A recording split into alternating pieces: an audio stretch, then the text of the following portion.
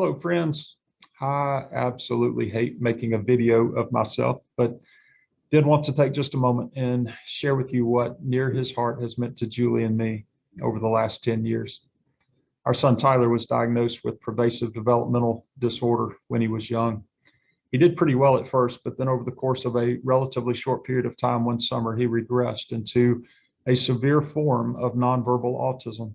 During those early days, we bounced from one doctor to the next, from hospital to hospital, clinic to clinic, and no matter what treatment or therapy or intervention we tried, things only grew worse.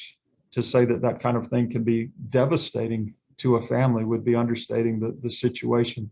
Julie and I wrestled with a fundamental question of why, and it wasn't some self-centered, oh, woe is me kind of thing, but it was more along the lines of what caused this to happen? What could we have done differently? What should we have done? And maybe equally important, was there some reason or meaning or purpose behind what our family was experiencing?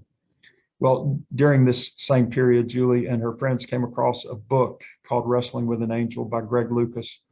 Greg is the father of a son with special needs, similar in many ways to our son, Tyler.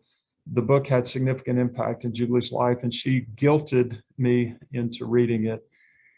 The book impacted me as well. I remember one night before bed, Julie came and said that there was a group at our church that wanted to do a community outreach, and wouldn't it be great if Greg could come and share his story in person with us and other families like ours. And being the good husband that I am, of course, I said, absolutely, and then rolled over and went right to sleep. Well, Julie and her friends contacted Greg and invited him to come and be together with us. And I remember something that he shared that night from John chapter 9 in the Bible. It's something that you've probably heard before. I'm sure, like me, you've read it, but it had never occurred to me how it actually applied in our situation. In John chapter 9, Jesus and the disciples come across a man born blind, and the disciples turn to Jesus and ask the question, who sinned that this man was born blind? Was it him or his parents? You see, like us, they wrestled with a fundamental question of what could possibly be the reason for this? Why did this happen?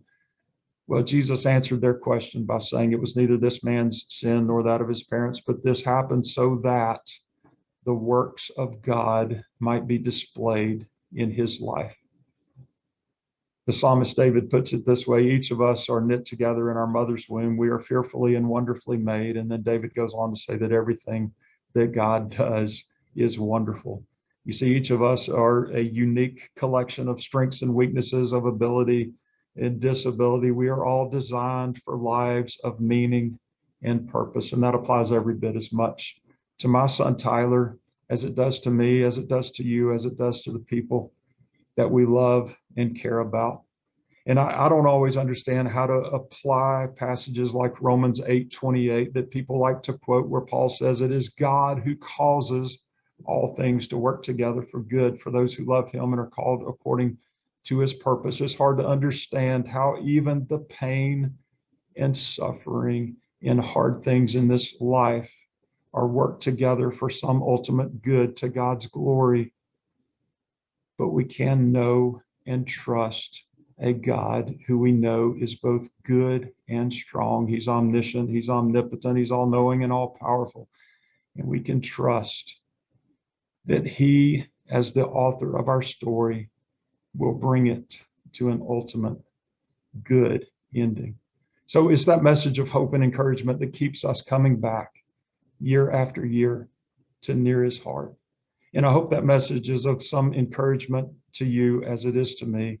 And I appreciate so much having the opportunity to share it with you today. Thank you.